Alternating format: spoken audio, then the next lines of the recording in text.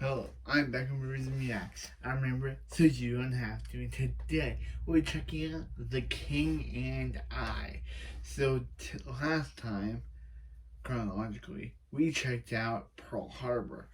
But chronologically, the last film in the videos was Son of the Mask. And that film was absolutely horrifying. But technically, the last film I actually did review Pearl Harbor, and that was good. But the last film chronologically was Son of the Mask, and that was horrifying. That was terrifying. That was the worst movie I've ever seen. Everything was scary. Yep. So does The King and I still be scary? Will we finally get a break from the scariness of Son of the Mask? Let's find out. This is my reaction to The King and I. The King and I.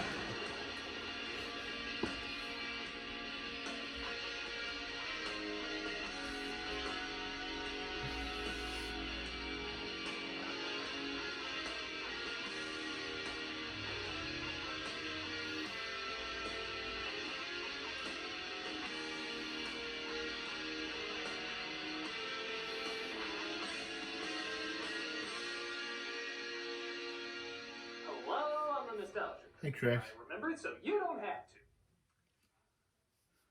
Let's talk a little history.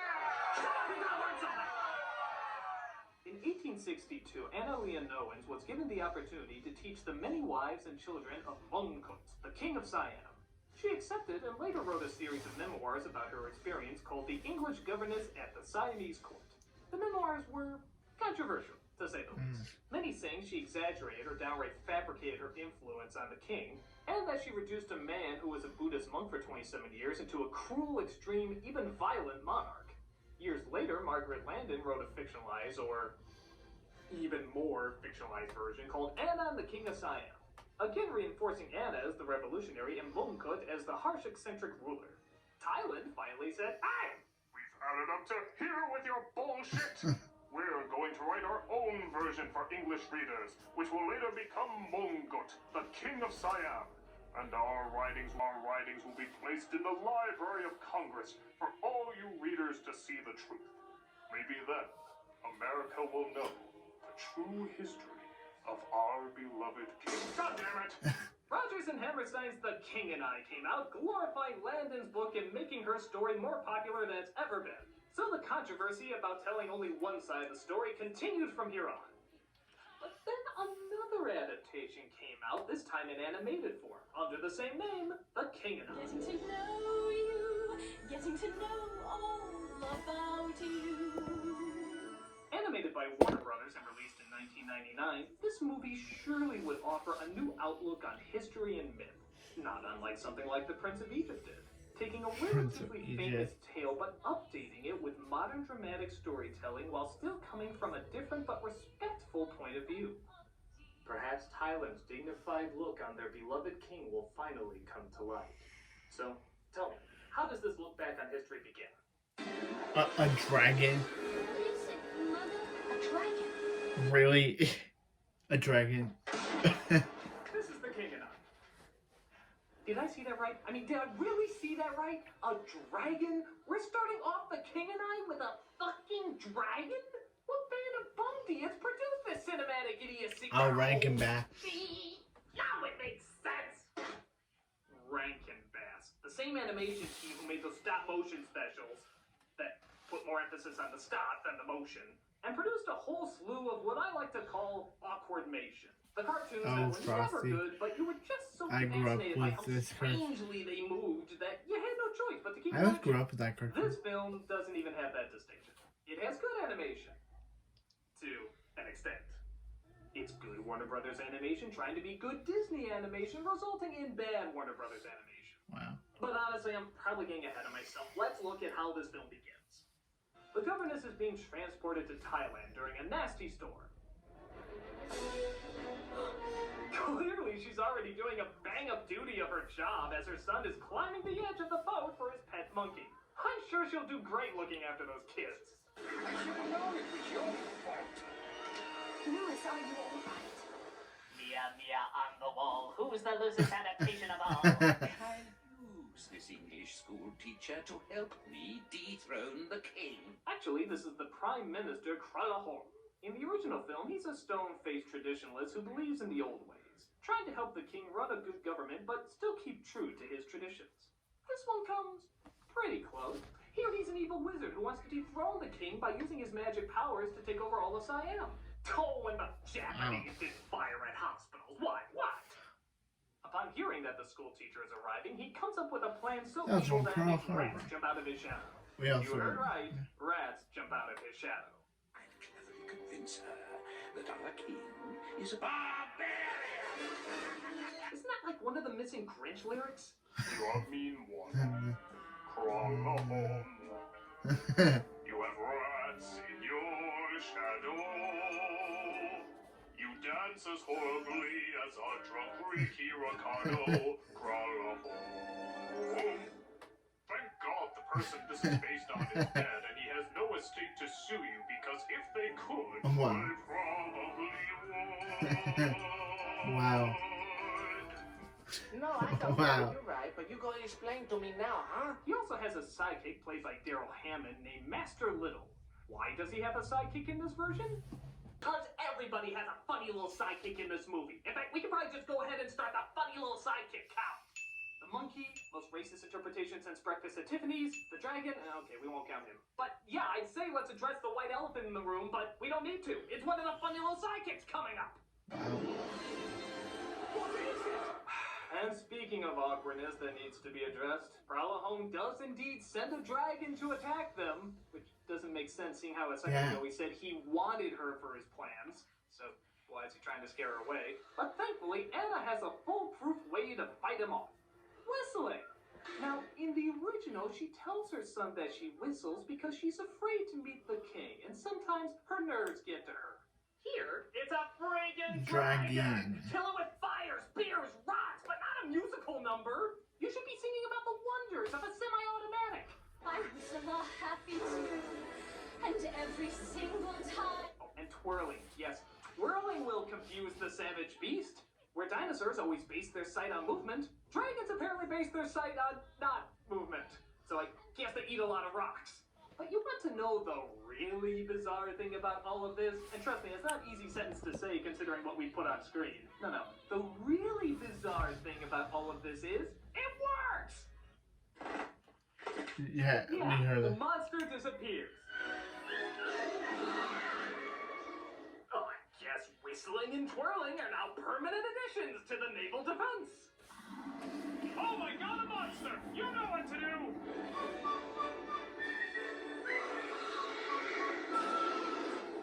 Oh yeah, they will be dead.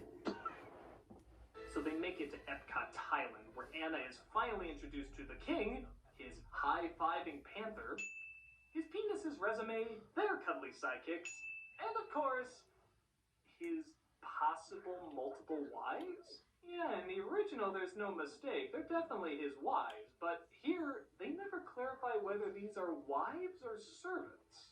I guess either way it doesn't Weird. matter, as we can just assume he's putting his dick in them, but still, a little clarity would be nice.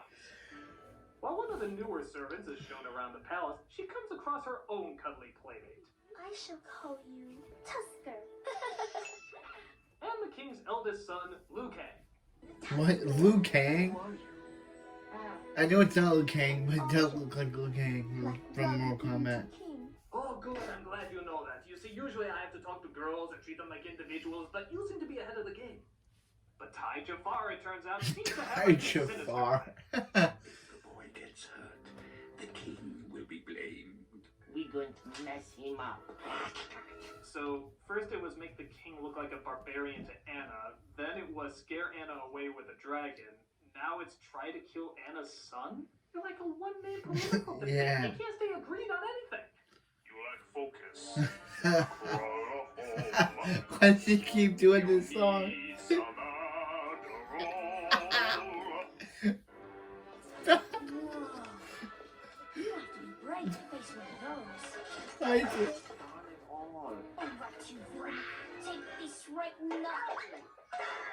So while most of the audience refills their popcorn because clearly they know the next 2 minutes is nothing confront this, Shang Tsung decides to write a letter to the British fleet to make it look like the king is treating Anna horribly. Oh, Sir Edmund, there's a letter for you. Really? Follow that letter.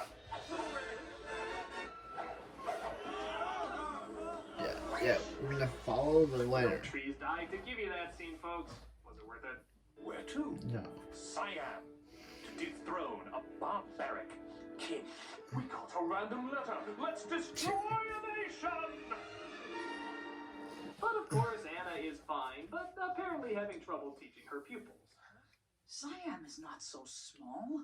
Oh, but look, England's even smaller. But Royal Palace is center of whole universe.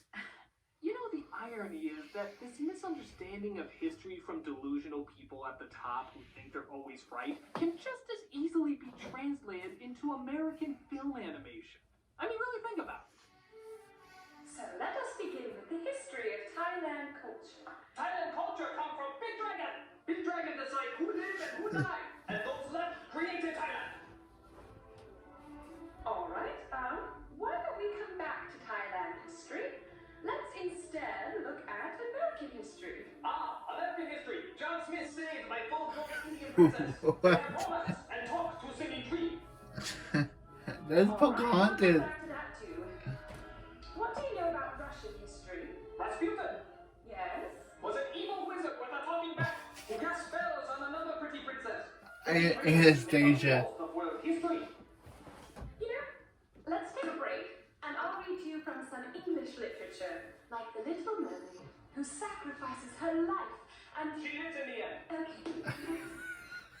It's a very ancient She lives in the end. but a true and honest Yeah, she would sacrifice her life. The musical's most famous song, and coincidentally, the most annoying. Getting to know you, looking is my way, but nicely. Yeah, why are you having things going on during the musical number? My cup of tea.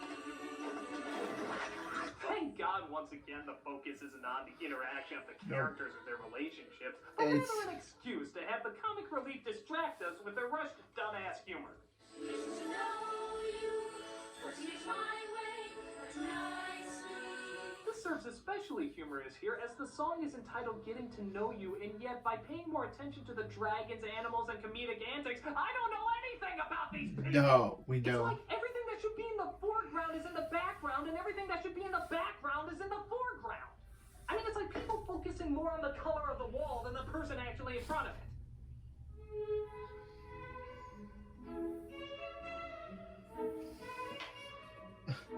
Don't let the new wall break the Really, guys? old. Really?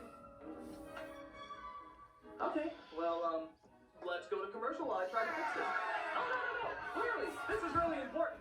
Like, the show can't go on with this abomination behind me.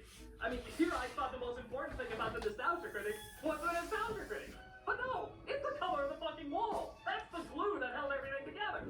So, I'll be right back. We're gonna go to commercial. No, it's still important. We're gonna go to commercial while I try to fix this atrocity back here. Oh God, what was I thinking? Why?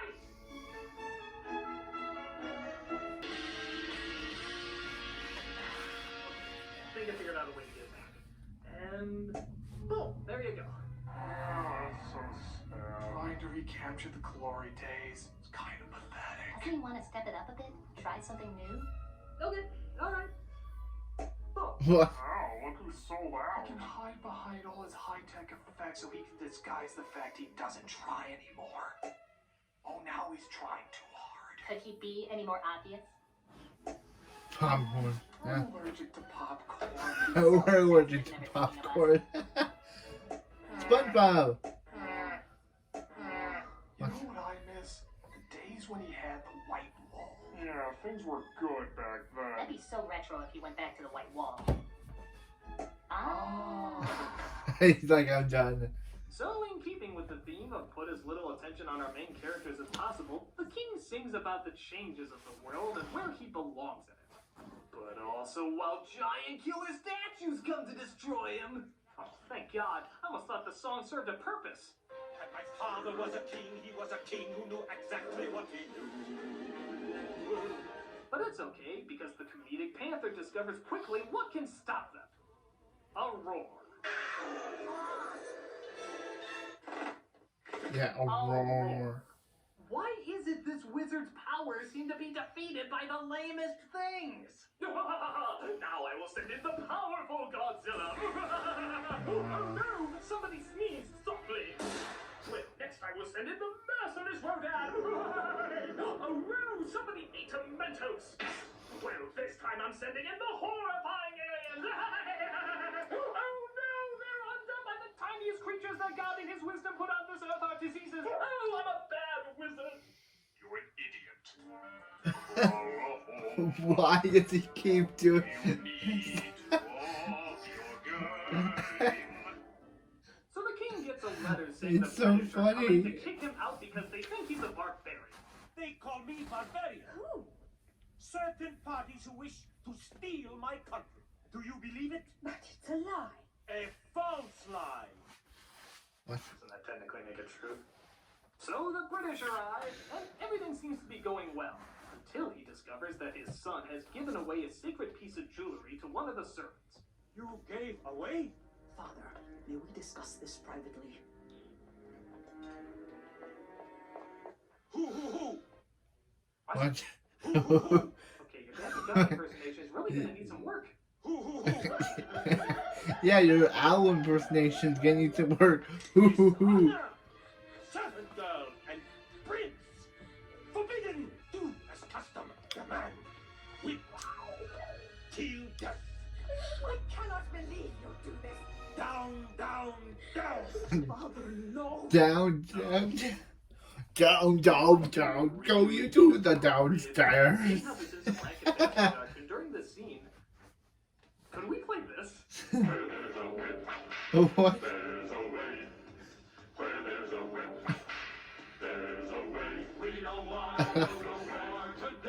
What am I Oh, doing? if you know the Why am I story, dancing you know on this? he can't bring himself to do it. But he does order her to be sent back to Bern. Why'd you say that? I'm panicked.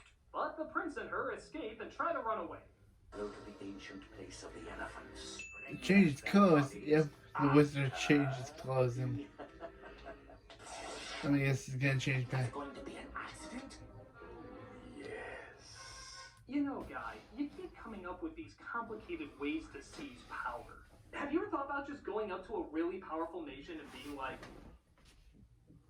dragons! I can make dragons! Give me all your shit! So the servant falls into the Pepsi Cola River, but luckily the king has his air balloon to try and save the day.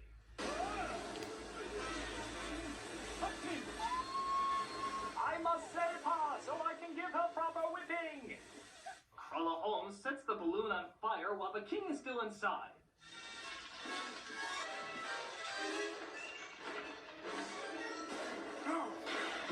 Magic clothes again. Yeah, this guy loves changing clothes. I'm super. Thanks for nothing. All things considered, I couldn't be better. I'm a thing. Sir Edward, I can explain this. Dragon! So the family goes to look over the ditch.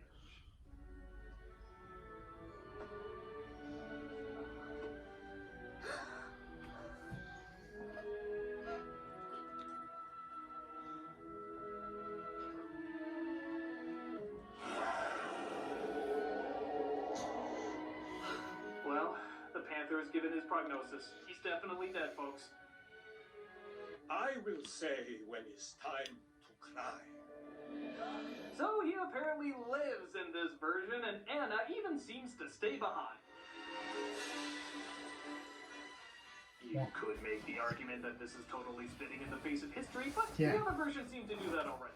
This is more a scrotum shaving of history. Painful, insulting, and not nearly short enough. And I think those are the perfect words to describe this movie overall. Whether you like the original musical or not, I think everyone can agree this is beyond a serious downgrade. The child-friendly additions are so painful and so out of place that I keep expecting to see the Saturday TV Funhouse logo pop up from SNL. I've learned more about Thailand by eating at a Thai restaurant. It cares nothing for its main characters and instead wants to focus on its comedic side characters, which even then aren't really that developed either. And when you get down to it, it doesn't even make any sense. Why make a kid-friendly version of something like this anyway? Did they really think there was going to be a big enough crowd for it? Yeah. All I can say is you won't see me trying to cash in on some dying musical fad. I'm a nostalgia critic. I remember it, so you don't have to.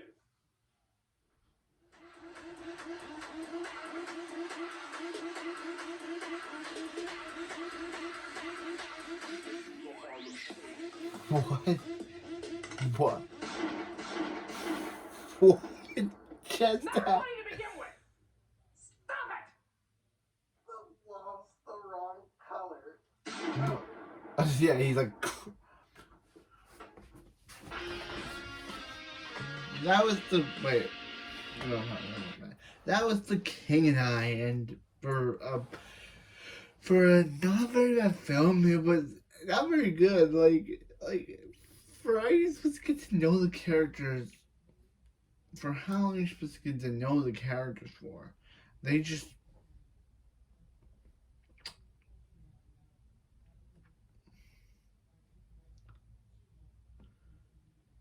I don't know. They just do not do it. Like the whole scene where where they say get to know who they are. They have slapstick playing in the background. Excuse me, and how the wizard changes clothes between mid edit. But this was The King and I, and next review is for, of course, Catwoman. Yay! The Halle Berry one that sucks so bad, but it's interesting because it's the first appearance of Tamara on the show, even though she eventually replaces Rachel as the main cast member and eventually goes on to other shows to this day. But it's kind of funny that Catwoman is Tamara's first ever video in the series. But that's it for this video, and I'll see you next time for Catwoman. That is going to be something that's painful, isn't it?